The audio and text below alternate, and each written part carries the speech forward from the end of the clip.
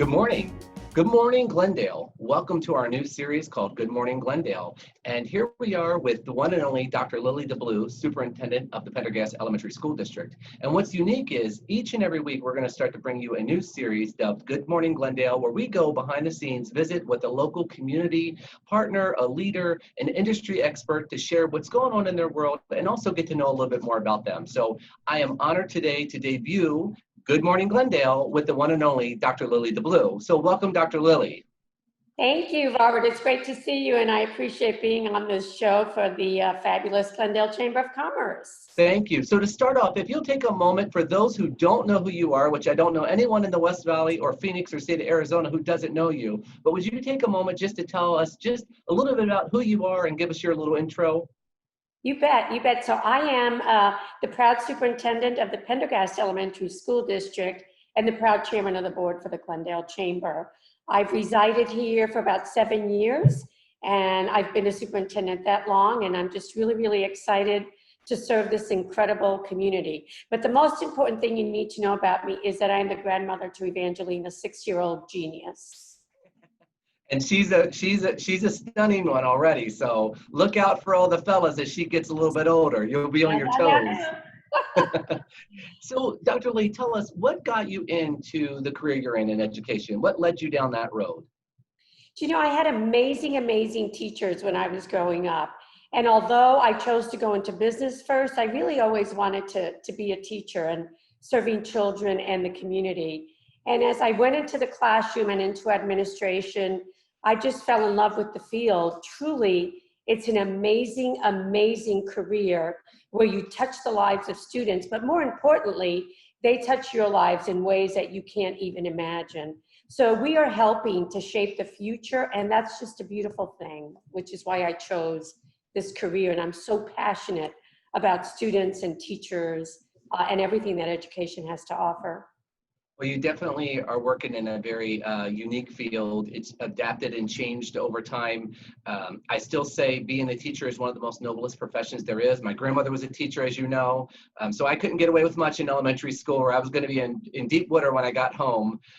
But, you know, we owe a lot of gratitude because that is our future leaders. They are the workforce of tomorrow, and it takes a lot of time and patience of educators today. So with what's going on in our current climate, you've had to shift, and the teachers particularly have had to really rethink the way they educate and connect with the students. So how are they dealing with the distance learning now that you're doing the virtual? And I know you've got some in-person for those unique settings, but this is a unique time for us in education.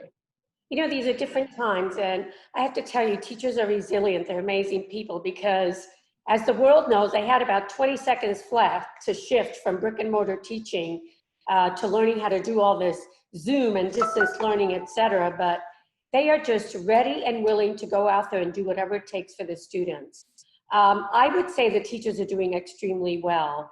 They've picked up that knowledge base that they needed. Many of them already had it. They're working with the parents and the students. The community has been amazing in supporting us with our needs. So I would say, you know, it's been a tough transition, but I can't believe it's been a month and things are going beautifully. We have a lot of support, like I said, from parents and our partners. And teachers are just amazing folks. So whatever they need to do for the benefit of their students and their community, they're there. So hoorah to them. I really appreciate them. Yeah, our hats are off in the business community. You know, I was fortunate enough to sit on one of your task force with some of your faculty and conversating about how to reopen. And the journey they went to understand the students who have unique situations or the technology divide, those sort of things, everything was on the table for your staff, which I thought was pretty remarkable because it would have been easy for them to maybe be siloed into, you know, the math curriculum or the science, but really trying to look at the 30,000-foot view about what needs to happen from A to Z for the students, the faculty, those that have multiple little ones in the household and need to use. So kudos to your team because truly they did a remarkable job in that transition. So thanks to you. You're at the helm leading it, but I know you've got an amazing faculty and staff and board. And thank you so much, Robert, for being a part of that. We're very inclusive at Pendergast, so I like the voice of the teachers and everyone. And that way there's a lot of buy-in and we have tremendous respect for our folks. And I am blessed with an amazing staff. I think so. I could not have said that any better than myself.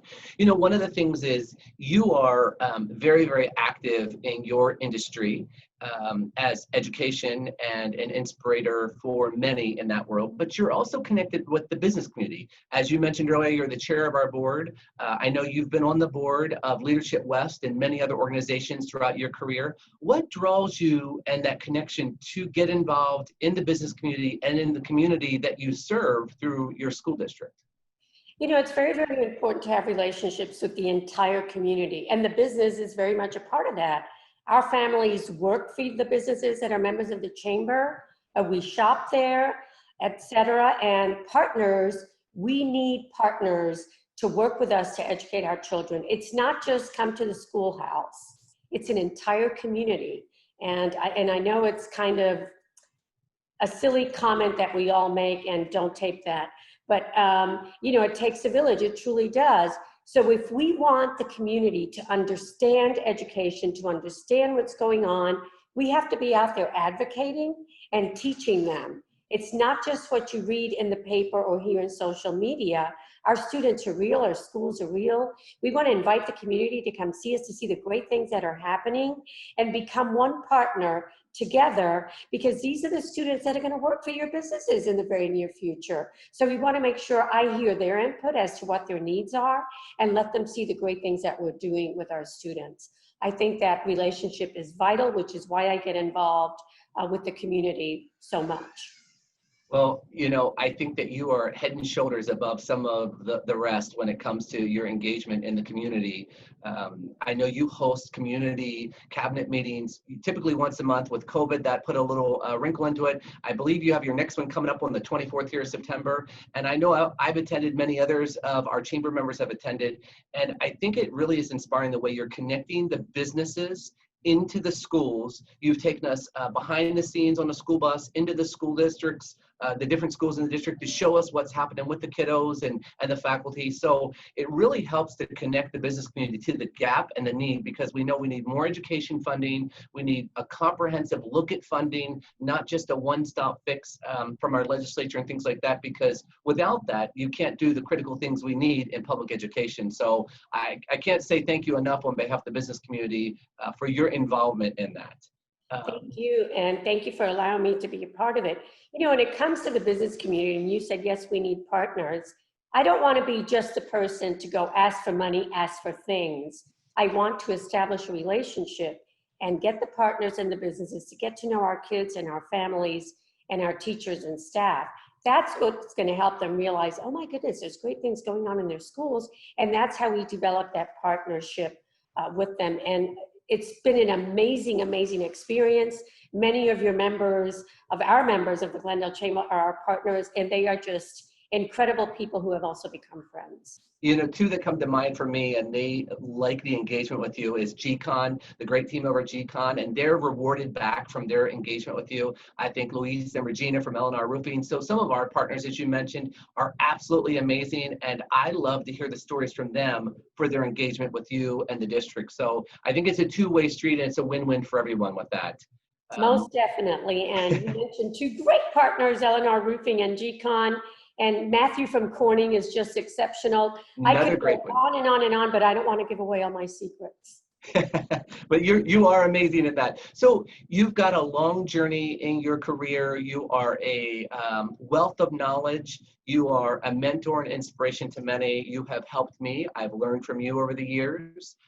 You've encouraged me. You've championed me. You do that of many. All the time, and you're very giving of yourself and your time. So what's the best piece of advice or lesson that you have acquired or learned that you might want to share out with others that don't quite know who Dr. Lilly is just yet? You know, one of the things I always tell people is develop relationships. It's about the people. It's not about the stuff. It's not about the career. It's not about the job. It's about the people you encounter in your life, whether it's personal or business or professional. And that's the most important thing that I've learned in life.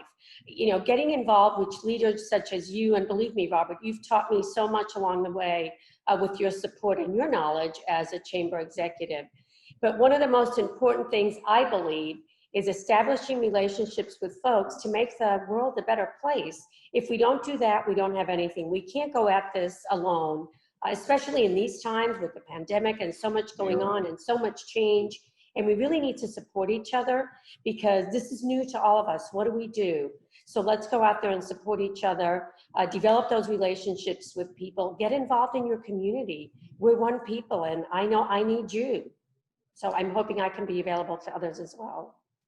Well, I couldn't agree with you more. And as a chamber, you know, we're relationship based. So we're not in it just to get one more member or one more person engaged. We're in it to build a relationship and figure out how we can mutually benefit one another to make the community prosper. So I couldn't agree with you more, and great words of wisdom for anyone out there. You know, one thing is, I've kind of jokingly said to you before in other meetings, well, if I would have had a superintendent like you, I wouldn't be the lonely old chamber guy over here. You know, I just think that what the look of education is today is much different than when I was in school. The superintendents were unapproachable. They felt stuffy and kind of, it was a curmudgeon, and you know, you never saw them unless there was a problem. I've watched you breeze into a classroom and the kids say, hey, you know, Dr. Lilly, and they hug you, and you know, you bring this kind of vivacious enthusiasm with it. So I know what separates you from others in your industry, but what do you believe is your secret sauce that separates you from others in the education world to not have that stuffy, compressed environment that sometimes education gets? Mm-hmm. You know, a good point, and thank you. I'll take that as a compliment. I'm a really active, cheery, love your life person. And I believe, you know, as you move up in the ranks, whether it's in education or anything else, you cannot forget the primary reason that you started this. So in my case, as a teacher working with students, I always want to be close to them because that is our mission. That is why I am in education, is for these students, for their well-being, for their education. So as a superintendent, if I'm just going to sit stuffy in an office, I'm going to miss the whole world go by. I'm going to miss these students. I happen to be very active and very visible, which probably is one of the things that separates me a little bit. I'm in the classrooms, I'm with the teachers, I'm an open book, come see me. It doesn't matter who you are because I respect and love each and every one of you. And I encourage others to do that in any field. We're all important. I don't care if you're the assistant superintendent, if you're the board member, if you're the custodian, you all have value and we need you. And I can tell you from my perspective, it is my joy, my honor, my privilege to encounter them, to be with them, and to let them know how much I appreciate them and believe in them. Well, I couldn't agree with you more. One of the things for those that are watching today, you may have seen our Glendale Living, and Dr. Lilly was featured on one of our most recent editions. And so thank you to Dr. Lilly. She's often featured into our magazine and providing information about the district and education and that sort of thing. So we have our next edition coming out soon, and I know there's something in there from Dr. Lilly and Pendergast, so we look forward to that. Back to the chamber a second, Dr. Lilly. You've been involved with us now for a couple of years. You've been on the board.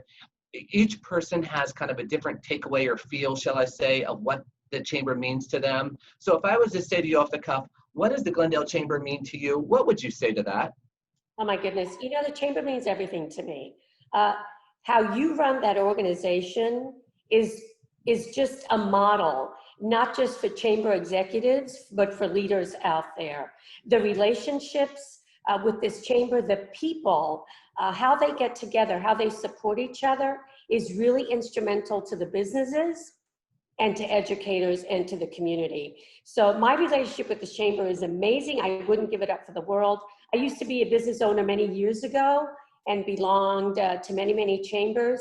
And I've said it and I mean it. This is the best chamber out there in terms of the amount of work that you do for the community and businesses and how you treat everyone as if we're the only members. I've often told you that people tell me, well, are you like the only member? They do everything for you. But you know what, Robert? What I do know is you make me feel so special, but I know that the Glendale Chamber treats everybody like that. And that's the important piece, that every person in the chamber and the business community needs to feel like I'm not just one other number. I'm a very special contributor to what you do. So that's why the chamber is so important to me. They take interest in me personally and me professionally, in my district, in my students. And let me tell you something. You love my students, you love my staff, That's where you had me. Well, I appreciate that. And, you know, we genuinely do try to build that authentic relationship with our members and partners. And just like you, we've got an amazing team down here at the Chamber. You know, while I may be at the helm, I cannot do any of it without my team, without the support of you, the board, our volunteers, and all of our members. Because again, it takes a village to raise a child, and it also takes all of us to create a robust local economy that's vibrant and that sort of thing. We know how very, very busy you are, Dr. Lilly, with a number of schools and, you know, shifting to online and that sort of thing. So before we wrap up, two things. One, I have to acknowledge your school board. I work with a number of different districts over my chamber career. I have not seen a board quite as engaged as yours is today. I think they're also a testament to the success at Pendergast, because when I got here, I didn't know who Pendergast Elementary School District was. You came on board and it was like that place came on fire in a great way. It came to life. The believe that we believe in you, and the be everywhere, and everyone knows the be, but you have to have a strong board behind you. And that's key to your success, because with the wrong school board, that could be detrimental to that kind of environment that you create. So I want to say kudos to you and the board over there. So I don't know if you want to comment on anything on the amazing board you have, but before we go, what else, anything you want to say that comes to mind that we didn't talk about that I didn't ask? Because you and I could probably go on for hours, and we could probably start with coffee and move people into wine, but I know everyone's limited on time. So thoughts on your school board, or that you want to close out with today? Okay, so I'll tell you first, you are right. I have an amazing, amazing school board led by my board president, Susan Sarin, Jet White, Senator Martin Casada. Did I say Jet White, Jose Arenas? And they're just incredible. Susan, Hilda, Martin, Jet, and Jose make the world go round, and they truly, truly have the best interests of the students in mind. So I call us the high performance team of the superintendent and 5 amazing board members. You can't do this work without that support. And quite frankly, I wouldn't do it if I didn't have an amazing board. This job is hard enough without being able to do the work and to do what's right. So thank you for mentioning them. They truly are amazing, and they love you in the chamber as well. The only other thing I'd like to say is, you know, thank you to the community for all your support. Please continue to support teachers and schools as we go through so much. Go out there and vote, push for funding for amazing teachers who are underpaid, and please continue to support them so that we can do what we do best, and it's educate your students. And never ever forget that Pendergast is a district that believes in you. Thank you, Robert. Well, with that, thank you, Dr. Lilly. Thank you to all of our viewers in our chamber community. We can't thank you enough. As I said, we'll be bringing you more Good Morning Glendale. With that, I close out with saying thank you again to Dr. Lilly, the amazing Pendergast Elementary School District, and we will see you again on Good Morning Glendale. Have a beautiful day. Bye-bye.